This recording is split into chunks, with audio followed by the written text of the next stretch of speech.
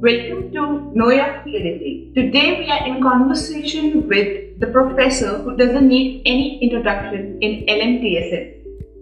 He is a renowned, dynamic and out-of-the-box teacher. Let's start the conversation with Dr. Karminder Ghuman.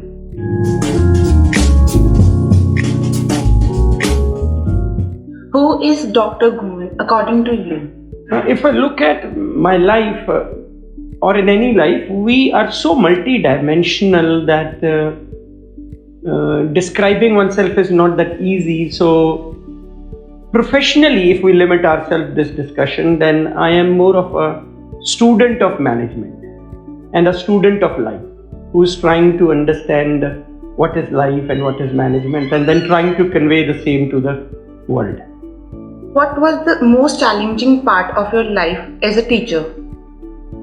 The challenging part when we look at as a teacher is finding the right student. Because if you have the right student, the teacher is the most happiest at that moment. So we look for or crave for good students. So when we do not get that kind of a student, those are the times which are very challenging. So, why did you choose to be a part of faculty member of LMTSM when you were at much higher post as campus director in STDC and director in CGC?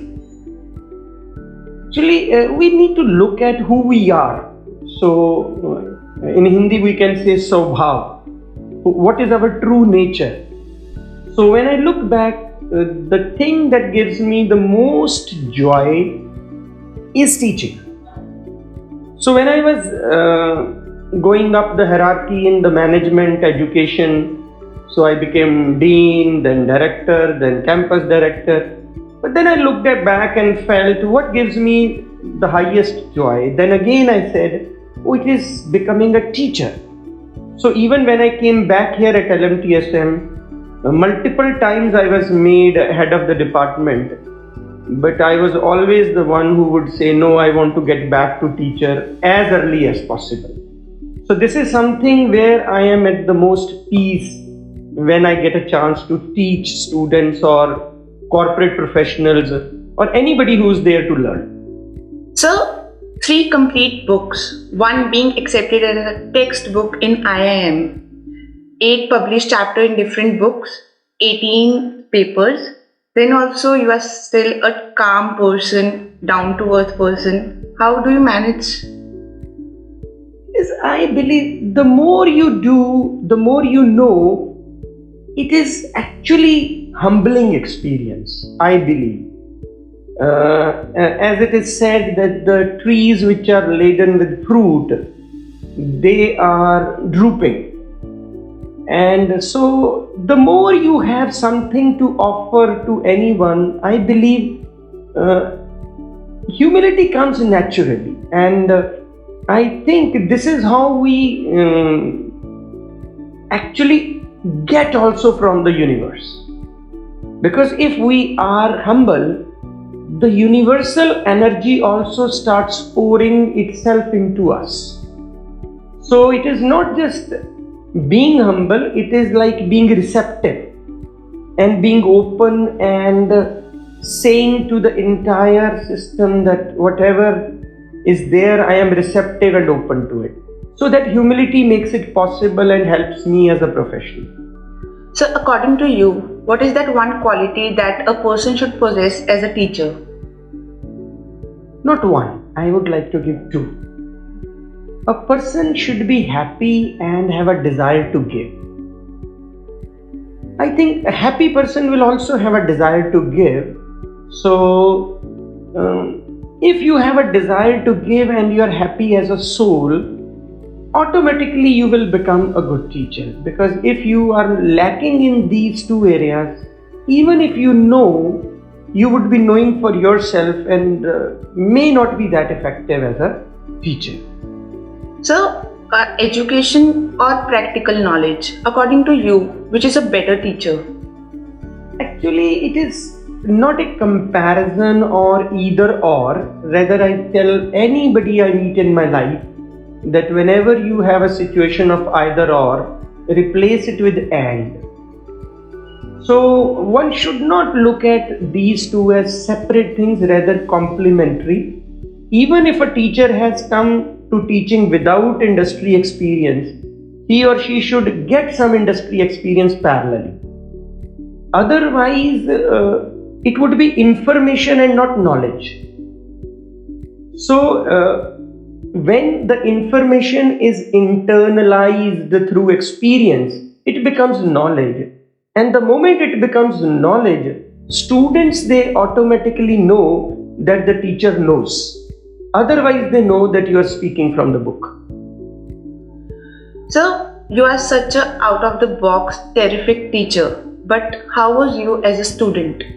Thank you for the compliment. Actually, not that terrific, but I am right now also a student. I have a teacher. I am learning yoga these days, and I am a student now for last about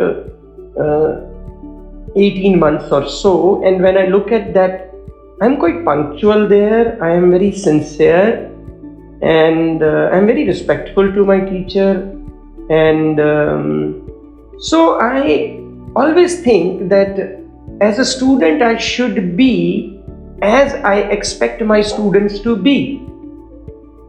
So when I meet my schoolmates, they always remember one thing, that I was